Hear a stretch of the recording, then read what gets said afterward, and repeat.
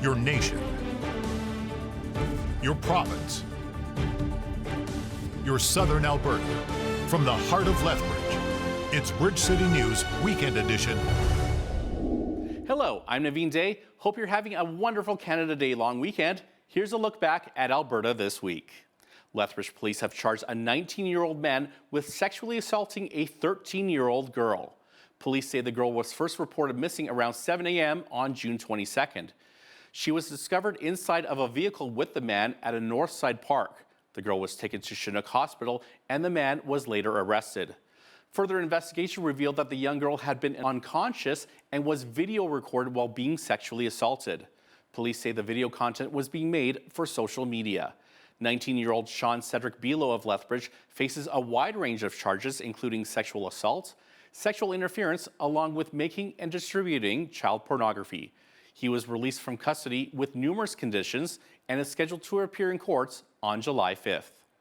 Around 50 people gathered outside the Lethbridge School Division Education Center on Tuesday to protest SOGI, otherwise known as Sexual Identity and Gender Orientation Curriculum. A public forum was held that evening with residents gathering outside voicing their concerns for the curriculum. We've seen that this is Pride Month, but really it should have been called Transgender Month, because this is something very radical and new being pushed into our society, the whole society, but especially into our school system, where the subject of, do you feel comfortable in the gender or that you were born? The school system is entrapping kids into a process that may set them against their parents. Some of the concerns are that we need to ensure that we have a policy in place so that we are protecting our LGBTQ community, as well as concerns that what is being taught in our classrooms that might be in that area of concern, as well as what does safety look like in our schools. Of course, as a school division, we support all of our students, and it's really important that all of our students feel protected within our school buildings. Lethbridge City Council is looking into approving $170,000 in funding to support the Diversion Outreach Team, otherwise known as DOT. The money would go towards new vehicles for the group. DOT is a service through the Community Social Development Department, which helps some of our cities most vulnerable. The type of vehicle that DOT uses, it's a fairly specialty vehicle, and then it comes down to just, again, the mechanical wear and tear that the vehicles have. These current vehicles, I believe, are only about 5 years old, and the amount of kilometers and the, again, wear and tear that they put on is substantial, and so buying new has been the preferred approach. Well, with all this hot weather we've been receiving lately, Alberta Health Services has some tips on how to stay safe and avoid any heat-related illnesses. That includes keeping cool and being well hydrated with water. Dr. Alison Gonsalves is the Medical Officer of Health for the South Zone. She says heat exhaustion and heat stroke can sometimes set in pretty quickly. It can range anywhere from several days to actually 10 to 15 minutes, depending on how hot it is. Symptoms and signs to watch out for heat exhaustion include heavy sweating, cool, moist skin, nausea and vomiting, and headache. Heat stroke is really severe and is a medical emergency, and that includes actually when you actually stop sweating and you get this red, dry, hot skin. And you may notice that people who are suffering from heat stroke can become very confused and even unconscious. So it's really important to get medical attention for that condition, for heat stroke. Dr. Gonsalves says some of those who are most at risk include seniors 65 and older, kids under the age of 2, and those who are on blood pressure medication. Well, Saturday, July 1st, Canadians saw a second increase to the federal carbon tax this year. And here in Alberta, the UCP government continues to pause the provincial fuel tax. With all this tax-inspired inflation, Albertans are wondering what other help can be expected. Lethbridge MLA Nathan Newdorf said his government is looking at a number of options to help Albertans. Well, we're a government very focused on fiscal responsibility. We will be taking quite a number of measures on the affordability file. I'm happy to be able to be the minister and lead on that. We will be looking at a number of issues from housing to utility prices to broadband access all across the spectrum, making sure that we're laser focused on Albertans and their ever changing needs and their everyday needs, and making sure that affordability is top of mind and we're actually getting results for them. After the break, we'll have an update of the forest fires burning this holiday weekend and more provincial news. Keep it right here.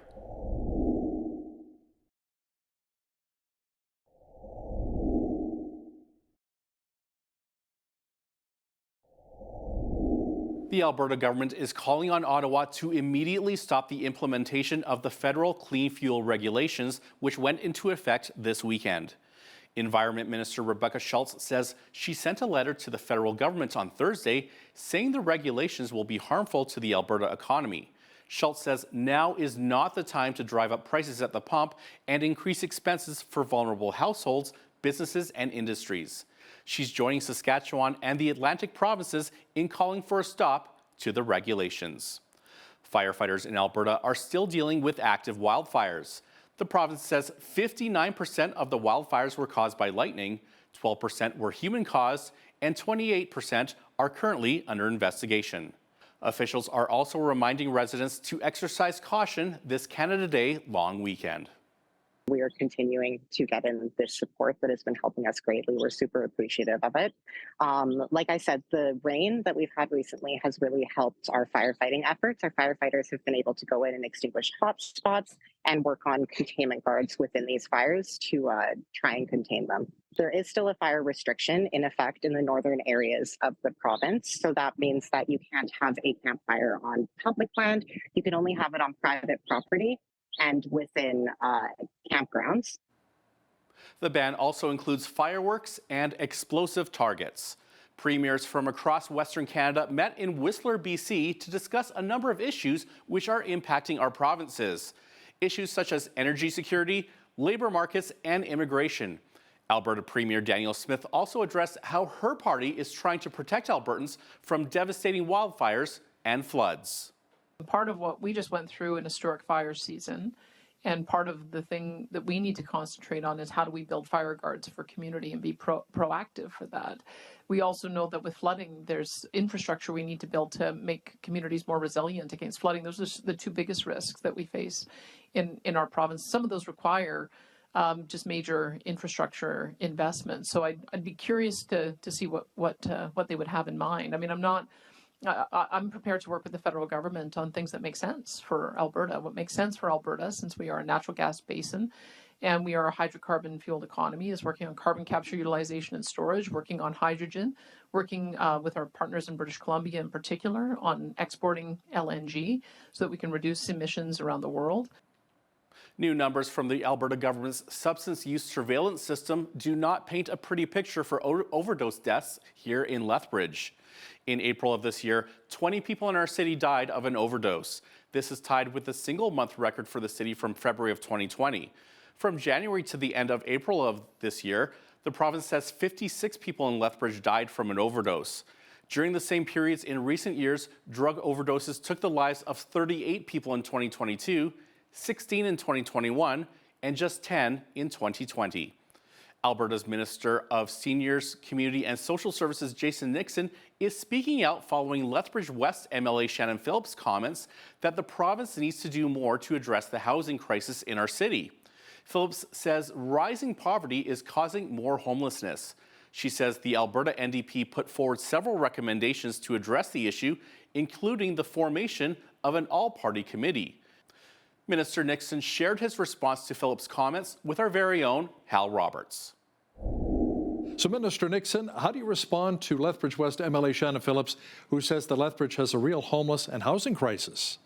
You know, when the NDP were in power between 2015 and 2019, Shannon Phillips was there and oversaw a 76% increase to the affordable housing waiting list. So, you know, with all due respect to Shannon Phillips, we don't tend to be lectured about affordable housing by her. Instead, we're focused on our plan, which is investment in recovery beds, as well as investments inside affordable housing and homeless shelters. And you're going to see over the next 3 years, over $1 billion being invested by the Alberta government into new affordable housing units. on top of about $250 million in rent supplements, on top of an investment of 10,000 new recovery beds inside our province, which we think is going to continue to cause the affordable housing wait list to go down. So what are your thoughts on potentially forming an all-party committee to address some of the homeless issues that many regions in our province are facing? You know, Albertans are waiting for that investment to take place. They're not, we know there has to be an investment in affordable housing. We know it's a priority. And so I would say the province doesn't need a bunch of politicians sitting around the committee table coming up with the same solution. The solution is to invest, and that's going to take place now. It's already passed through the Alberta budget. Thank you so much for your time. That was Alberta Social Services Minister Jason Nixon joining us from Sundre. Coming up after the break, Hal Roberts talks cost of living, family budgets, and more with Lethbridge MP Rachel Thomas. Stay with us. We'll be right back.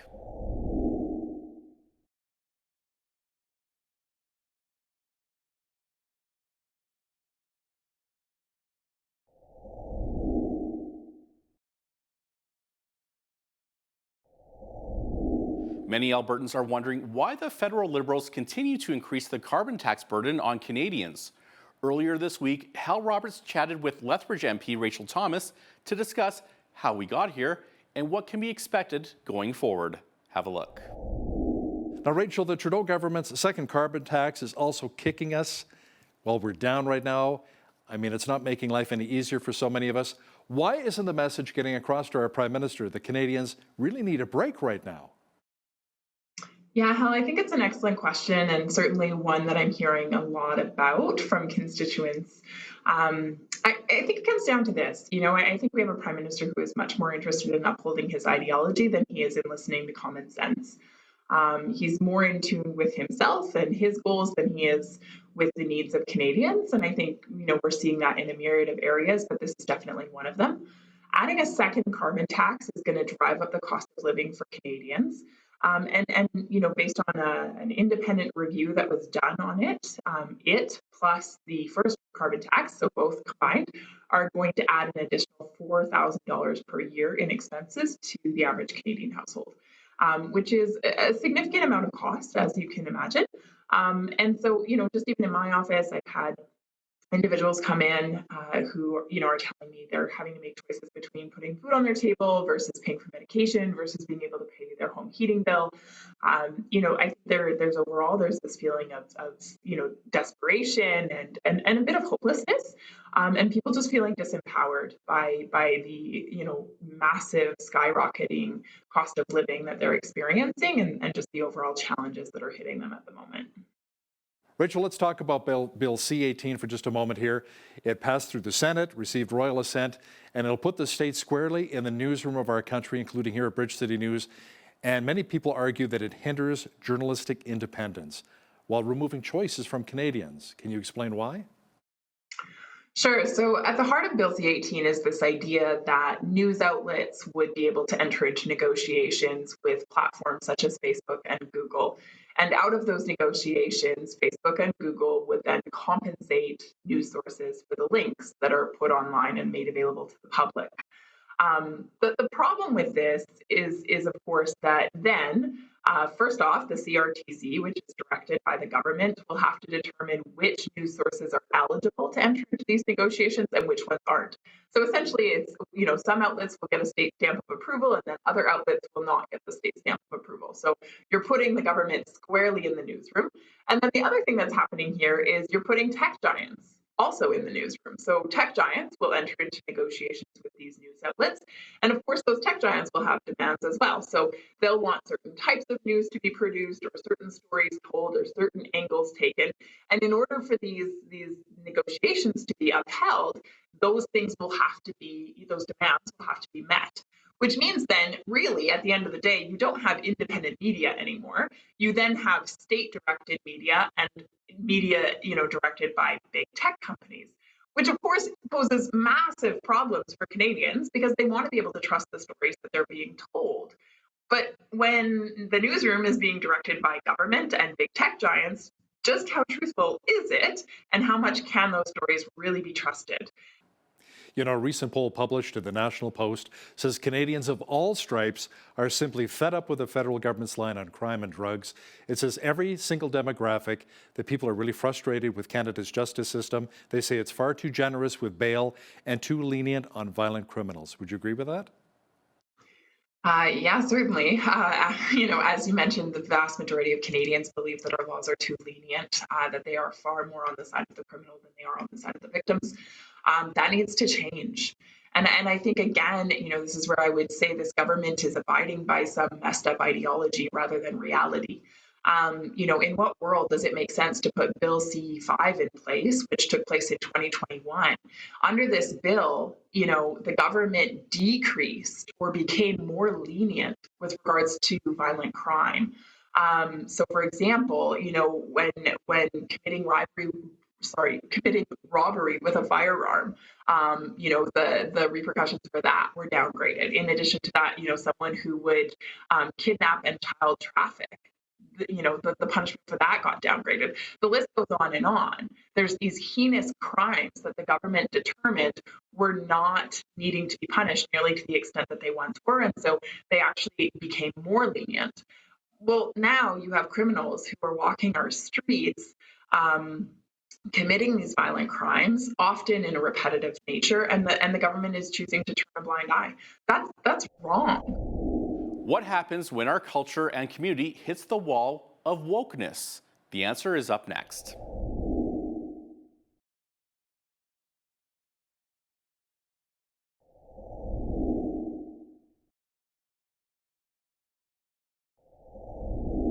Well, this is the holiday weekend where we get to celebrate Canada and those who worked and gave their lives to build our nation. However, this year, we are seeing what happens when our culture and community hit the wall of wokeness. David Craig of Return to Reason sat down with Mike Milkey, he's the president and CEO of the Aristotle Foundation for Public Policy, to discuss the book, The 1867 Project. In this next interview, we hear why Canada deserves to be celebrated, and do the wailing cries of the woke crowd have any validity? Have a look.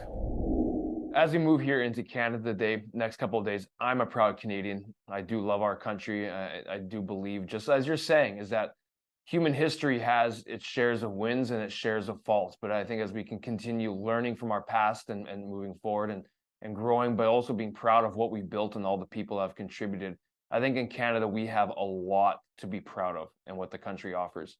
And I want to ask a question about your book. Does your book offer a path forward in terms of about Canadians looking at Canada and where we can go from here? Well, we do. Myself and the other 19 authors certainly do. I mean, the first part of the book kind of deals with current issues. In the 1867 Project, we delve into identity politics. We delve into cancel culture and the problems with that. And the second part of the 1867 Project is kind of a corrective on history. So the chapters on John A. Macdonald, on, say, the British colonial empire. Were they all bad? No, actually. It was the British Empire that fought slavery. It was a turnaround in British society. And in Canada, we were one of the first countries to abolish slavery under one of the first governors to make it illegal, practically illegal. And it was pretty much dead by 1820 before the British Empire even outlawed it across the empire in 1833. So the second part of the book is a corrective to history. And the third part of the book looks forward. What kind of Canada do we want? And that's where myself and other authors get into, all right, can we rediscover a shared humanity? Whereas Canadians, we look at each other as individuals. We look at each other and we value each other for our character and our merit. The old Martin Luther King vision, which Martin Luther King had for his country, that he wanted a country where people look at each other based on the content of their character, not the color of their skin. Yeah. So how do you rediscover this? Well, we have some ideas at the end of the book, but also in terms of how you approach, it's always going to be connected to how we view history. So let me give you kind of an analogy. The problem today with cancel culture and the inability to look forward is that it continually looks at the past. It also says, look, we've discovered a fault in the past. Big surprise. There's a fault in each one of us today. What this does is it's like an oak tree. How does an oak tree become big and healthy from its initial, seedling? Well, when it grows and you see a branch that's diseased on an oak tree, you prune the branch. You don't take down the entire tree because of one bad branch.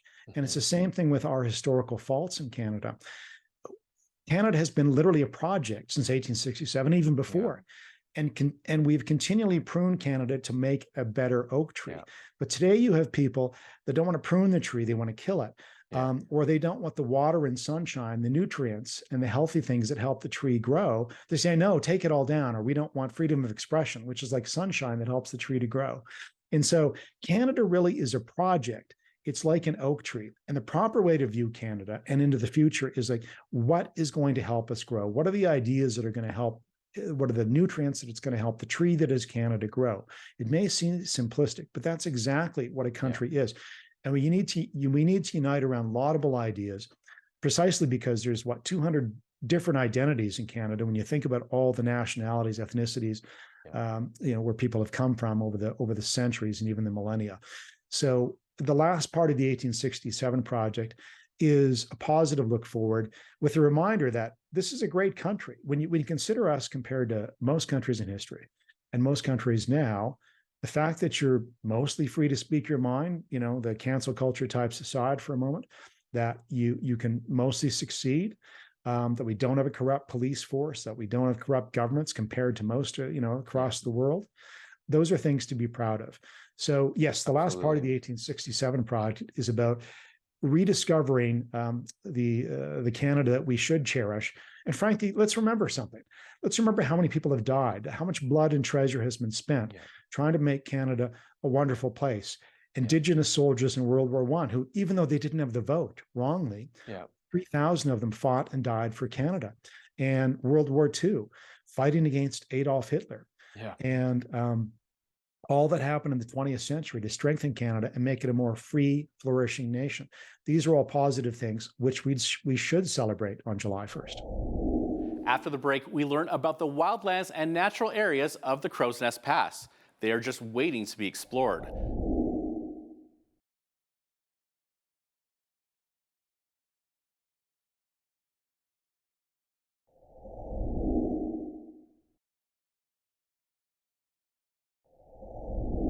There's really no right or wrong way to experience Canada's Rocky Mountains, and we have plenty of mountains for you to climb in southwestern Alberta. And to help you navigate and plan your next adventure this summer, we chatted with Brent Coinberg. He's a local guide and historian who lives in Crow's Nest Pass. Southwestern Alberta has some hidden gems and beautiful views. Have a look. You're a guided tour, a tour guide, I guess. So maybe take us through what a guided day trip might include if we were to go on your tour.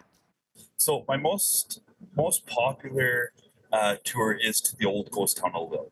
So it's about a 4-hour tour, and not because it takes us like that long. We can actually hike there and back in about an hour, hour and a half. But to go through the actual whole history of it, to see some of the little hidden gems of the old train tracks, the old Lille cemetery, and to actually see and kind of get that sense of feeling that you're actually right in the town site on how we kind of explain it. We just go through the whole history of it. And then I go through some of the history of when the Crow Indians were there, the Blackfoot used to travel through there, and the Cree would come through as well. So we go through all that history in that area. And then later on this summer, we'll be offering hikes into the old quarries where they used to make their arrowheads as well. Okay, so there's so many great places in that part of the province. So do you have maybe like a list of your top 3 favorite locations that you like to take people, or that you recommend people check out in the summertime? Yes, so I always highly suggest for the hikes Lille would be number 1, just because of the history of it. The plane crash, which is in York Creek Basin, South York Creek, would be probably our number 2. It would be a close number 2, 3, and then the Stark Creek Falls. It's a really short hike, but it takes you up a beautiful canyon. And then there's waterfalls that's about 25 feet in height, 30 feet in height, and it's absolutely gorgeous in there. What is the waterfall called? I love waterfalls. So it's Stark Creek Falls. Okay, awesome. We also have tons of other waterfalls in the area as well. Aren't there? I know. I love them. I'll have to check that one out. The plane crash. I saw pictures of this on your website. It's incredible. Maybe talk about what this is. It was an old military plane that went down, right? Now it's kind of covered in like vines and bushes and stuff. It looks like something out of the show Lost, literally. Yes. Excuse my detail. I think it was 1946. The plane was traveling from the west coast, traveling to the east coast, and come across a big storm in and around the Cranbrook area. So the plane, or ground, last received contact with the plane around Cranbrook, and then just lost all contact with the plane. Well, 2 days later, forestry officials in the town of Coleman, which is the furthest west town in the Crowsnest Pass, saw smoke coming from the mountains to the south of them. So they got a search party together and they snowshoed in and found the wreckage. Unfortunately, all 7 passengers passed away. So they retrieved the bodies, brought them home. That way they go back to their loved ones. And then now it's part of the Castle Park. And unfortunately, a lot of people over the years have taken pieces and parts of the plane out.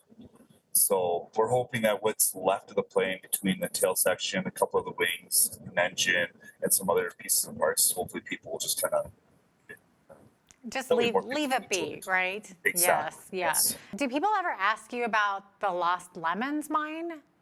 As a child growing up, my family used to go up there and we spent a lot of time up there in the summers. My uncle Mike had, I can't recall if it was 13 up to 18 different mine rights. So he had some 13 or 18 of those documented where he actually owned that spot. They found the Lost Lemon mine. Unfortunately, he never did it. Him and his partner, Arnold Morris, were always up there and they tried for 40 years, 50 years. And I remember as a kid hearing all these stories. We did find little flakes here and there, the odd little nugget up there, but we never hit the jackpot, unfortunately. We need to take a quick break, but when we return, does the suggestion to change part of Canada's national anthem provide the opportunity to address more serious problems facing Indigenous communities? The answer to that is up next. I think that's also a good gesture, but it's a little bit empty in terms of that there is other issues.